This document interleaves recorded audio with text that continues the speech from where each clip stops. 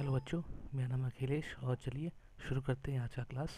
और जहाँ तक हमने पिछले तक पढ़ा था तो वहाँ तक का लिंक एज़ यूजुअल पिछली वीडियो की तरह ऊपर मैं आई बटन में दे दूँगा। जो बच्चे या जो अभी पढ़ रहे हैं इस थर्ड लेक्चर को, मैं उनको रिक्वेस्ट करूँगा कि आप पहले के 2 लेक्चर को भी साथ साथ देख सकें। वैसे कोई ख़ास लिंक तो नहीं है, लेकिन हाँ कुछ कुछ टॉपिक्स आपको पक्का, जैसे मैटर क्या होता है या किस फ्लो में हम पढ़ाई कर रहे हैं, वो काफ़ी ज़्यादा इम्पॉर्टेंट है। किस तरह से ये क्लासेस या फिर ये कोर्सेज चलने वाली है, ये भी पक्का लेक्चर 1 में बताया गया है। तो मैं रिक्वेस्ट करूँगा कि बस 15 मिनट आधा घंटा अपने दिन का निकालिए और इस लेक्चर को पूरे शुरू से देखने की कोशिश कीजिए। कोई भी डाउट वगैरह हो तो वहाँ पे सब कुछ इंस्ट्रक्शन आपको दे रखे हैं, आप कमेंट कीजिएगा और मैं उसका क्लियर करूँगा। चलिए, आज का बहुत इंपॉर्टेंट टॉपिक है और इम्पॉर्टेंट टॉपिक को बहुत अच्छे से पढ़ेंगे, जो कि है स्टेट्स ऑफ मैटर। चलिए, मैंने अपना पेन ले लिया है और हम इस पेन से आज हम शुरू करते हैं। चलिए, so states of matter. Observe different types of matter around you. What are these different states? We can see that matter around us exists in the 3 states, that is solid, liquid and gas. तो कितने states होते हैं states of matter? Only 3। Important question है, आता है कभी कभी simple 1 marks का एमसीक्यू भी आ सकता है कि स्टेट्स ऑफ मैटर कितने हैं हमारे पास? Solid, liquid, gas. यानी अगर मैं आपसे क्वेश्चन पूछूं, चलिए सडन क्वेश्चन पूछ लेता हूँ, व्हाट इज़ मैटर? यस, जो भी हमने जिसने भी लेक्चर 1 किया है कवर, उसको ये आंसर हमेशा पता होगा कि हमने जब कहा था कि आसपास के जितने भी पदार्थ हम देख रहे हैं वो सारे के सारे क्या है? मैटर ही है। जो लोग नहीं किए हैं कोई दिक्कत नहीं, आप प्लीज़ जाइए आराम से पढ़िए, वीडियो में प्लेलिस्ट में लिखा हुआ है, वहाँ पे आराम से आप अपने इसको डाउट को क्लियर कर सकते हैं। चलिए हम आगे बढ़ते हैं। सो these states of matter arise due to the variation in the characteristics of the particles of matter। अब ये है क्यों, ये 3 है क्यों, रीज़न, ये बहुत इंपॉर्टेंट है। देखिए, छोटे छोटे चीज़ों को निकालना है हमें। रीज़न क्या है कि इनके बीच में डिफरेंट कैरेक्टरिस्टिक्स हैं। चलिए चलिए मैं एक्टिविटी 1.1 को थोड़ा आपको शॉर्ट में बता दूं। उन्होंने कहा है कि आप ना कुछ ये आर्टिकल्स लीजिए, लाइक पेन लीजिए, बुक लीजिए, नीडल लीजिए और पीस ऑफ वुडन स्टिक लीजिए, लेके उसके चारों तरफ कोई भी एक बाउंड्री बनाइए। अब बाउंड्री बनाने के बाद आप उसको कोशिश कीजिए कि किसी तरह के उनको हैमर करके तोड़ने की, ड्रॉप करने के लिए। और बस मेन क्या है कि आप इसको डिफ्यूज़ कर सकते हैं कि नहीं। मैं ऐसा करता हूँ, डिफ्यूज़ आपने लेक्चर 2 में क्लियर कर लिया है। जो अभी आए हैं आप बाद में जाके लेक्चर 2 देखिएगा, पहले इसको कंप्लीट कीजिए। जस्ट आपके शॉर्ट में मैं 10 सेकंड बता दूँ, डिफ्यूजन का मतलब होता है कोई भी एक मैटर किसी दूसरे मैटर में घुल मिल जाना, दैट्स इट। ओके, तो अब हम ये जो चीज़ करने के लिए बोला गया है, ये सब एक्सपेरिमेंट करने के लिए हम इसलिए बुलाता है ताकि हमारे माइंड में ना ये एक्सपेरिमेंट खेलते रहे। और क्वेश्चन जब आए तो हम इस एक्सपेरिमेंट बेसिस में, क्योंकि जो फैक्ट्स होते हैं, जो वैलिड नॉलेज होते हैं, उसके लिए हम चीज़ों को अच्छे से क्लियर नहीं कर पाते हैं। ठीक है, ठीक है। तो अभी हमने जो कहा था, all the above are examples of solid, ये सब एग्जाम्पल किसके हैं? सॉलिड्स के हैं। कैसे पता चला ये सॉलिड के हैं? क्योंकि इनके पास कुछ प्रॉपर्टीज़ हैं। देखिए प्रॉपर्टीज़ क्या क्या हैं। देखिए, शेप्स हैं, डिस्टिंक्ट बाउंड्रीज हैं और फिक्स्ड वॉल्यूम है। काफ़ी बार हमें पूछा जाता है कि जस्ट नॉर्मल चीज़ें के लिए, चलो बताओ बच्चे कि ये सॉलिड क्या होता है। हमें बताना पड़ता है कि सॉलिड वो होता है जिससे सर वो जो शक्त होता है या जो जिसका हम प्रॉपर डेफिनेशन कभी दे नहीं पाते, हमें पता है। तो इन सब चीज़ों के लिए यहाँ पे है वो टॉपिक्स कि इनका पर्टिकुलर शेप होता है, डिस्टिंक्ट बाउंड्रीज होती हैं और फिक्स्ड वॉल्यूम होते हैं। बस इसको आप डिफाइनेशन की तरह लिख लीजिए जैसे हम पढ़ते हैं। तो आगे बढ़ते हैं।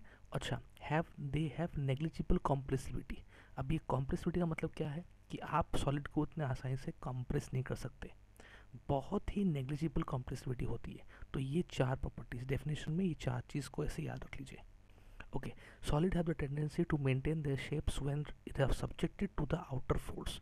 यानी ये एक और प्रॉपर्टी कि अगर हम सॉलिड को किसी दूसरे फोर्स से किसी भी तरह से उनको डिफॉर्म करने की कोशिश करें तो वो एक्सटर्नल फोर्स से पॉसिबल है।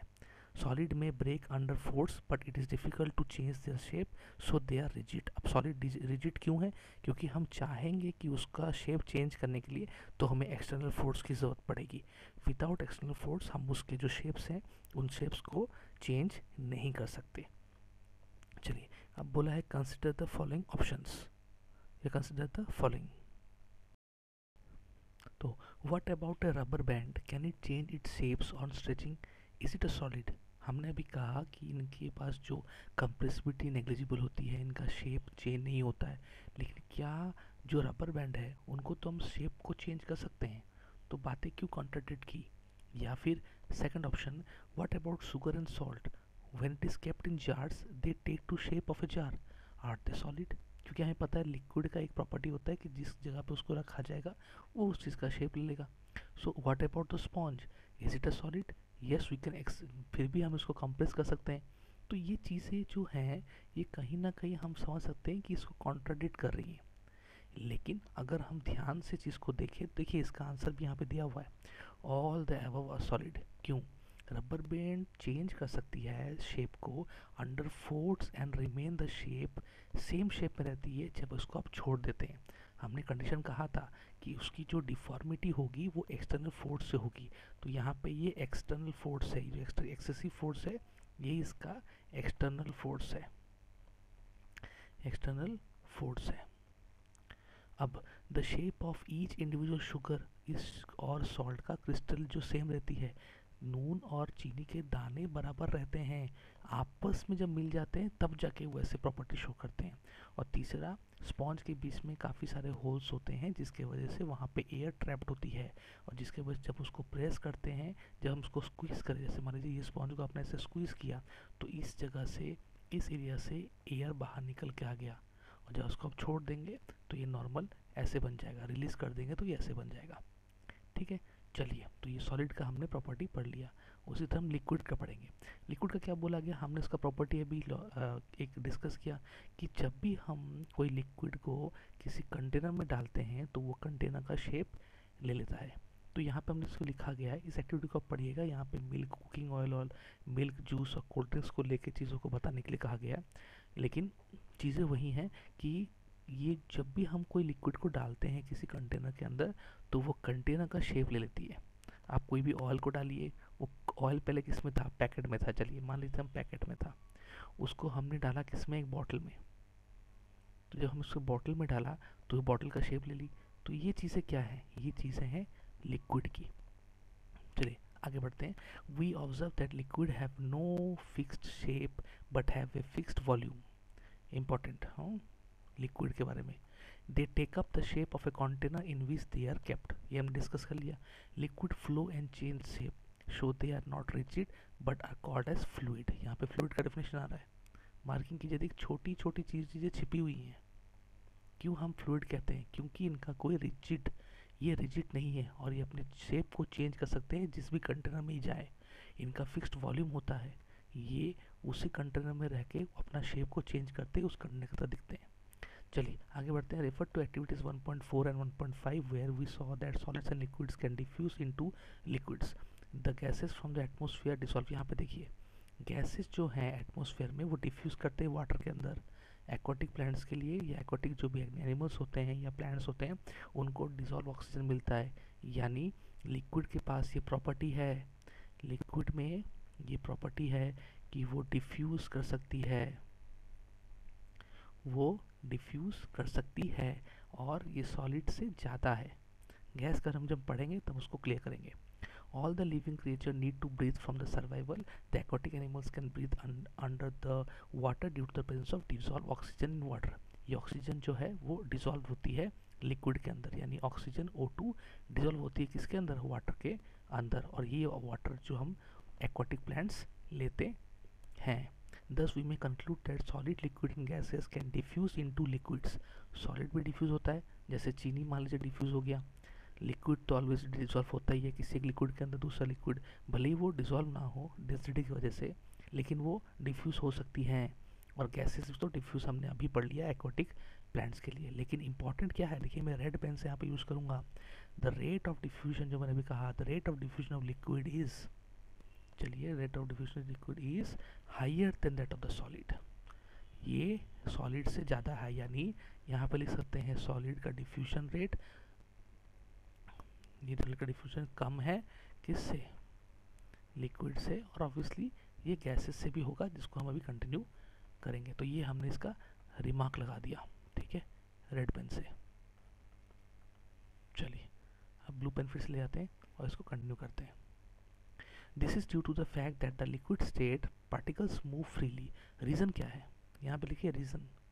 ऐसा क्यों है कि सॉलिड से जो इसकी हमने जो भी बात की कि इसका जो हमने जो लिक्विड से जो इसका सॉलिड तक, लिक्विड और सॉलिड के बीच में जो डिफ्यूजन रेट है वो इतना डिफरेंसेस क्यों दिखाता है, क्योंकि यहाँ पे लिक्विड के अंदर जो आपका वो पार्टिकल्स है वो फ्रीली मूव करते हैं और इसके बीच में स्पेस होते हैं एज कम्पेयर टू सॉलिड। तो आप समझ सकते हैं गैसेस में और भी ज़्यादा स्पेस होते हैं, तो लिक्विड से ज़्यादा आपका क्या दिखाएगा बताइए, सेम डिफ्यूजन रेट दिखाएगा। तो हमने जो ऊपर रिमार्क लिखा है वो सही लिखा है ना। चलिए अब शुरू करते हैं gases state.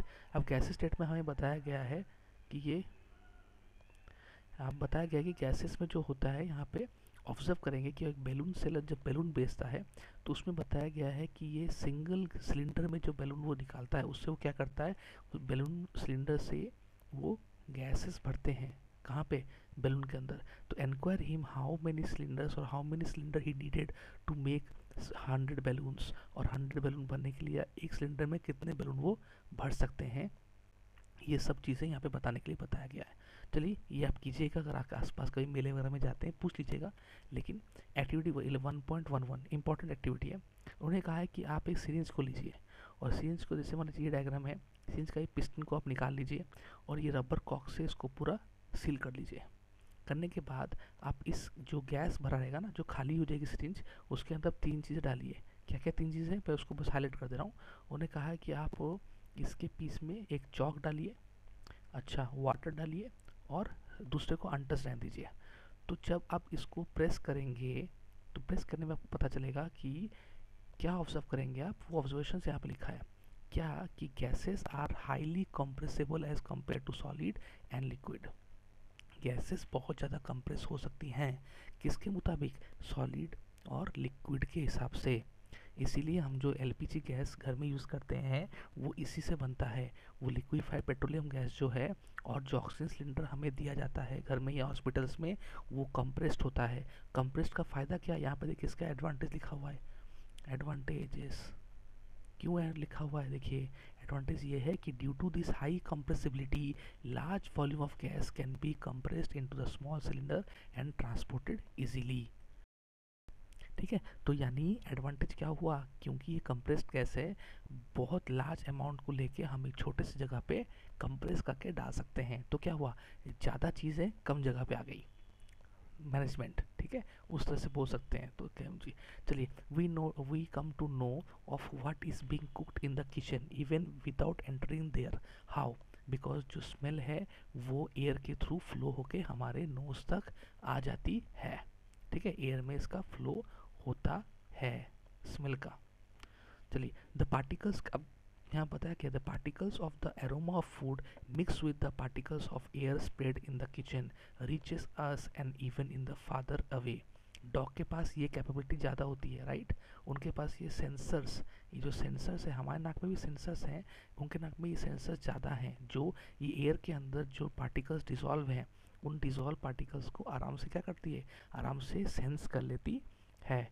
The smell of hot cooked food reaches in second compared to this with the rate of diffusion of solid and liquid। चलिए फिर, तो due to the high speed of particles and large space between them gases show the property of diffusion very fast into other gases. इसलिए एक gas दूसरे gas में आराम से diffuse हो जाती है। ये रीज़न है, due to the high speed of particles and large space between them gases show the property of diffusion very fastest into other gas. Red pen से इसको मैं ऐसे मार्किंग कर दे रहा हूँ ताकि ये इंपॉर्टेंट आप इसको लिख सकते हैं, गैसेस क्यों हैं। चलिए आगे बढ़ते हैं। In the gases state the particles move very about randomly at high speed. ये इंपॉर्टेंट है, ध्यान दीजिएगा थोड़ा, यहाँ पे इंपॉर्टेंट मार्क कर रहा हूँ इसको। चलिए नहीं, आपके लिए मैं इसको रेड पेन से मार्क करता हूँ ताकि आप इसको ध्यान रखें। लीजिए आपके लिए रेड पेन हाजिर है, और ये रेड पेन से ये वाला पैराग्राफ बहुत इंपॉर्टेंट है क्योंकि इसमें अभी इन टेक्स्ट जो क्वेश्चंस होते हैं ना, इन टेक्स्ट क्वेश्चन में इसका आंसर है। इन टेक्स्ट क्वेश्चन के अंदर इसका आंसर हमें ये इसका एक क्वेश्चन मिलेगा जिसका आंसर ये होगा। क्या बोला है, due to this random movement, अच्छा फिर से पढ़ते हैं, गैसेस स्टेट में the particles move about randomly at high speed. Due to this random movement, the particles hit each other and also the wall of the container. The pressure exerted by the gas is because of this force exerted by the gas particles per unit area of the wall. यानी ये जो आपस में जब वो टकराते हैं तो सिर्फ और सिर्फ आपस में ही नहीं, बल्कि ये जो दीवारें हैं ना, जो दीवार में, इस दीवार के बीच में भी फोर्स को एक्सर्ट करते हैं. और कैसे? By the per unit area के हिसाब से. फिर से, the pressure exerted by the gas is because of this force exerted by the gas particles. ये जो गैस के पार्टिकल्स हैं, देखिए गैस के पार्टिकल्स हैं जो क्या कर रहे हैं, फ्रीली मूव कर रहे हैं. वो क्या कर रहे हैं, वो फ्रीली मूव करने के बाद एक प्रेशर एक्सर्ट करते हैं. और वही प्रेशर एक्सर्ट कहाँ पे होता है, वॉल पे भी होता है. क्लियर हुआ? चलिए, तो वही यहाँ लिखा गया है, the pressure exerted by the gas is because of this force exerted by the gas particles per unit area on the walls of the container. ठीक है, अभी तो कोई डाउट है तो पक्का उसको कमेंट सेक्शन में लिखना ना भूलिए. अब देखिए यहाँ पे कुछ क्वेश्चंस हैं. यहाँ पे क्वेश्चंस बहुत इजी क्वेश्चन है, कुछ ज़्यादा टफ नहीं है. लेकिन जिसकी मैं बात कर रहा था इन हाउस, देखिए ये देखिए, गिव रीजन. बहुत इंपॉर्टेंट क्वेश्चंस हैं, ये आते हैं. एक gas filled completely with the vessel in which it is kept. पढ़ लिया हमने कि गैस लिक्विड का क्या होता है, वो जगह ले लेती है. Gas exert pressure on the wall of a container, अभी पढ़ा हमने ऊपर. Wooden table should be called as a solid. क्यों? रिजिड शेप है, डिफॉर्म नहीं हो सकता है, मास है, right. We can easily move our hand in air but do not have the same through in solid. क्यों? फ्री स्पेस नहीं है, राइट. जैसे नोज की बात हमने की थी, यहाँ पे वुड लेके बताया गया. तो ये क्वेश्चन इंपॉर्टेंट थे, तो मैंने सोचा आपको एक बार डिस्कस कर दूँ. फिर भी आपको अगर कोई भी दिक्कत है तो डेफिनेटली आप इसको डाउट सेक्शन में पोस्ट कीजिए, कमेंट सेक्शन में पोस्ट कीजिए एज ए डाउट. मैं उसको क्लियर करने की कोशिश करूँगा. ठीक है, आप इसी तरह से सपोर्ट बना के रखिए ताकि हम आगे इस जर्नी को अच्छे से पढ़ते हम लोग की जर्नी भी बढ़िया से आगे बढ़ते रहे. आशा करता हूँ कि आपको मेरी वीडियो पसंद आई होगी तो काइंडली इसको लाइक कीजिए, शेयर कीजिए, सब्सक्राइब कीजिए और अपने दोस्तों के बीच में इसको जितना चाहे सर्कुलेट कीजिए ताकि उनका डाउट भी क्लियर हो जाए. याद रखिएगा, ये जो डाउट आप क्लियर कर रहे हैं या जिस तरह से पढ़ाई कर रहे हैं, ये कल आपका बेस को क्लियर होने की वजह से ही आपका जो थियोरेटिकल कॉन्सेप्ट है वो काफ़ी अच्छा कर पाएगा. मैं अपनी तरफ से पूरी कोशिश कर रहा हूँ कि आपको जो आपको चाहिए एज ए टीचर मैं उसको दे सकूं. लेकिन कभी अगर आपको कोई दिक्कत है ये समझने के लिए कि कहीं कोई ये तरीके से पढ़ाया जाए या कोई पढ़ाने में कोई असुविधा हो रही समझने में, तो काइंडली उसको मेंशन कीजिए. मैं कोशिश करूँगा अपने हिसाब से जितना हो सके आपको जिस तरह पढ़ाई चाहिए उस तरह मैं दे सकूँ. ठीक है, चलिए नेक्स्ट क्लास में इसको कंटिन्यू करेंगे. तब तक के लिए आप बस इसको पढ़िए, रिवाइज कीजिए, बुक खोलिए, वहाँ पे नोट्स कीजिए और मेरे पढ़ाने के तुरंत बाद जाके बुक को एक बार देख लीजिए, तो पढ़ाई एकदम मन में रहेगी. ठीक है, तो क्लास यहीं पे आज रहते हैं, नेक्स्ट क्लास में मिलते हैं आपके साथ. चलिए लेक्चर 4 में मुलाकात होगी फिर से. ठीक है, bye bye, have a nice day.